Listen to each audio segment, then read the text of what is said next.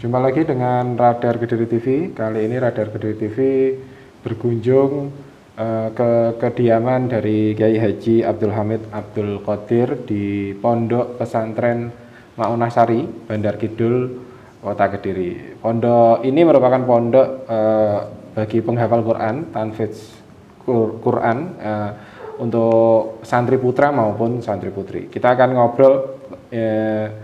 Karena sudah jaga jarak, saya akan melepas masker. Assalamualaikum warahmatullahi wabarakatuh, Yai Hamid. Waalaikumsalam warahmatullahi wabarakatuh, ya Mas Adi. Oke.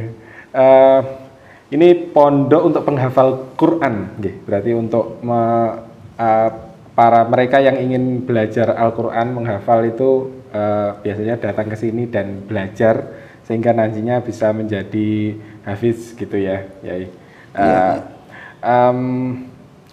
Kira-kira ada mboten Yai tips untuk bisa menghafal Al-Quran? Kan kita tahu Al-Quran itu juznya banyak, ayatnya banyak, dan bacaannya mungkin karena bukan bahasa Indonesia ya, bahasa Arab dan butuh tajwid dan macam-macam itu. Kira-kira ada tips mboten untuk bagaimana yang diterapkan oleh Pondok Pesantren Maunah Sari misalnya dalam membelajari santrinya agar bisa hafal Al-Quran? Terima kasih Mas Adi. Ya. Untuk dunia tahfidzul Quran, hafal menghafal, sebetulnya secara khusus itu nggak ada tip. Yang penting ada kemauan, sungguh-sungguh. Ya. Gitu ya.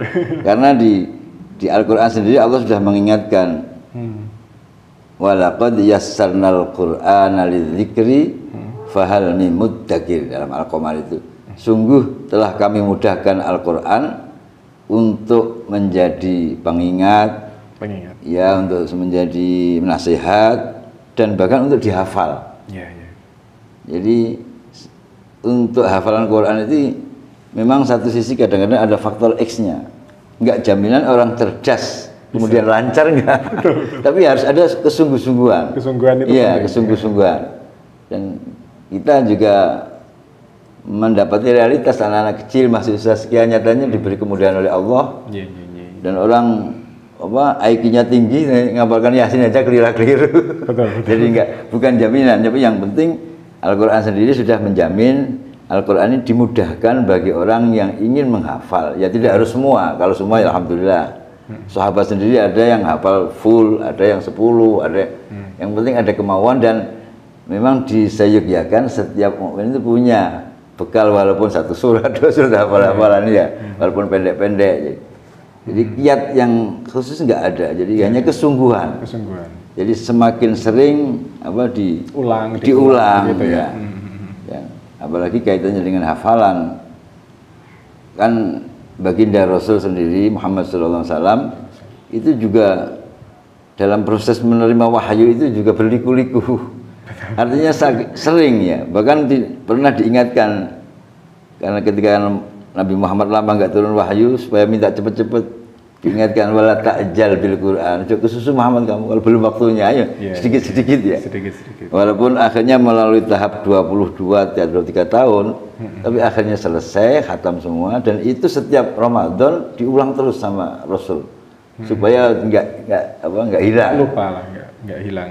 Jadi anak-anak itu juga sering minta doa khusus. Nggak ada doa khusus, walaupun berdoa terus tapi nggak takror, nggak murojaah, nggak mengulang ya nggak lancar. Jadi intinya kesungguhan dan sering diulang. Ya. Sering diulang gitu ya.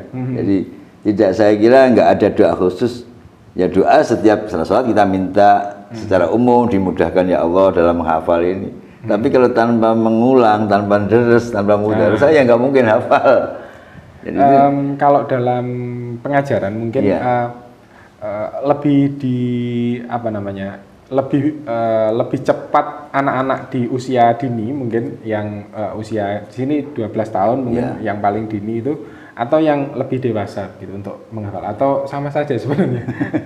Kalau ya saya kira juga ada pengaruhnya Mas ya. Karena usia produktif ya.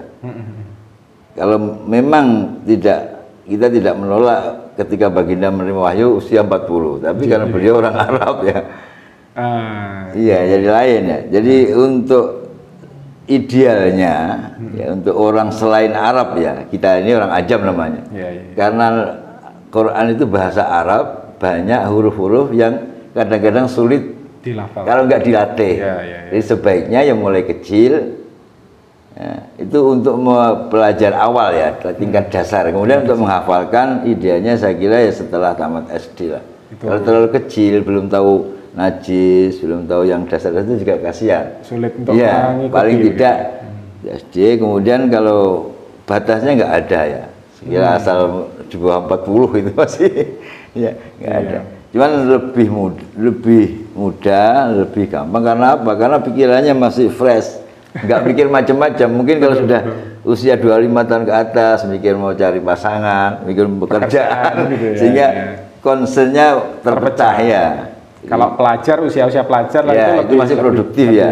Saya sendiri dulu sudah sudah alia sebetulnya, sudah agak besar. Alia ya. Iya, karena keluarga saya ini memang keluarga backgroundnya tahfidz, rata-rata setelah SD tamat mulai.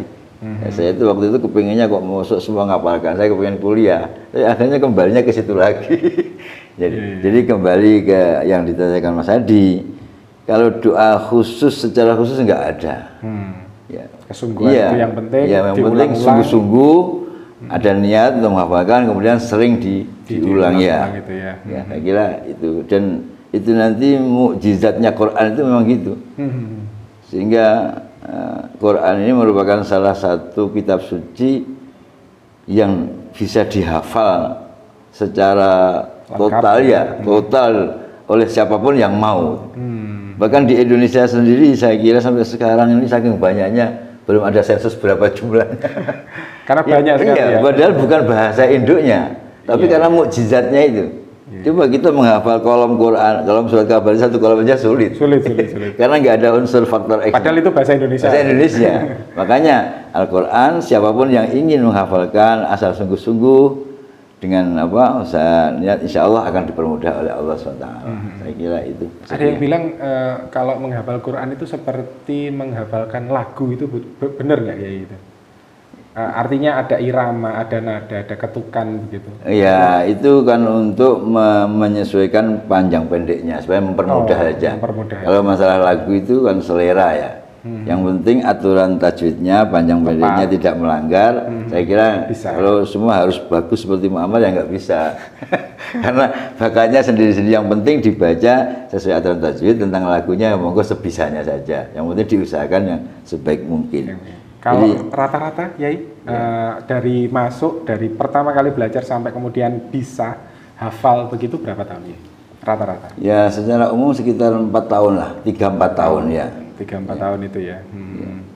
Artinya kalau dia masuk habis lulus SD umur 12, umur 13, 14 sudah biasanya sudah ya, insya Allah. Nanti 3 tahun selesai, kemudian supaya benar-benar melekat. Mantap, sebelum dia pindah sebenarnya untuk bakti atau untuk mengajar, untuk mengajar 1 tahun ya. Gitu. Artinya setelah santri lulus diminta mengajar di pondok supaya lebih nanti. Iya, 1 tahun dulu itu untuk melancarkan juga ya. Putra putri itu sebetulnya sama ya. Iya, tapi akhir-akhir ini saya amati fenomena lebih serke putri. Nggak tahu itu ya. Bukan dari dulu ya? Iya, enggak. Serke putri karena saya lihat anak-anak ini kayaknya mempeng putri ya, putri ya. Ya, lebih rajin lah. Lebih rajin, apa mungkin merasa waktunya nggak lama karena dia. Tapi mempeng putri. Jadi kembali lagi memang di Kudus itu anak saya ada yang di pesantren Kudus itu ya 3 tahun sudah selesai. Rata-rata seperti itu ya. Jadi sekitar 3-4 tahun lah. Tapi tidak mesti ya, ada yang lebih cepat, ada yang lebih lama juga ada. Betul. Dengan tergantung kesungguhannya saja. Jadi saya menambahi Mas Adi, memang idealnya Al-Quran itu cara belajar dan mengajarnya termasuk menghafalnya ya kita mengikuti petunjuk jejak seperti Rasulullah SAW. Yang pertama, Rasul kan menerima Al-Quran dari malaikat Jibril. Artinya setiap kita itu harus ada guru pembimbingnya. Supaya nanti ini kamu cara menghafalkan seharinya sekian aja. Bacaannya ini salah, ini harus ada guru pembimbing. Iya, untuk Quran. Apalagi Quran bahasa Arab kita, Betul, supaya nanti biar nggak keliru. Ada koreksi. Ya, ada koreksi. Yang kedua, harus sabar, butuh waktu ya. Apalagi untuk satu Quran 114 surat 30 juz. Makanya saya ini termasuk orang yang nggak begitu percaya 3 bulan selesai itu. Ya selesai tapi belum dijamin. Iya, butuh waktu lah. Begitu banyak ya. Paling enggak Kanjeng Nabi sudah mencontohkan sedikit-sedikit faida qara'na fatabiqura, satu ayat itu nggak boleh tergesa-gesa sambil mungkin dipelajari. Yang ketiga, kalau setelah hasil ya jangan ditinggal, harus tetap dikaji, harus tetap dipelajari lagi, ditulis lagi. Itu supaya benar-benar Al-Qur'an yang kita baca, yang kita hafal, di samping mendatangkan pahala juga nanti kita harap syafaatnya. Sebab kalau nanti Qur'annya keliru, ya di samping nggak dapat pahala, mungkin nggak dapat syafaat ya. Begitu Mas Adi gitu. Oke. Ya. Sementara begitu, matur suwun Yai Hamid. Semoga bermanfaat. Itu tadi yang penting kesungguhan. Ya, kalau sungguh-sungguh pasti bisa. Walaupun waktunya ya relatif ya, setiap orang bisa beda-beda ya. Oke. Sampai jumpa di pertemuan selanjutnya. Semoga obrolan saya dengan Yai Hamid bisa bermanfaat bagi semua, termasuk mereka yang ingin menghafalkan Al-Quran. Terima kasih. Assalamualaikum warahmatullahi wabarakatuh. Waalaikumsalam warahmatullahi wabarakatuh. Selalu tonton Radar Kediri TV, jangan lupa like, komen, dan subscribe channel ini. Radar Kediri TV selalu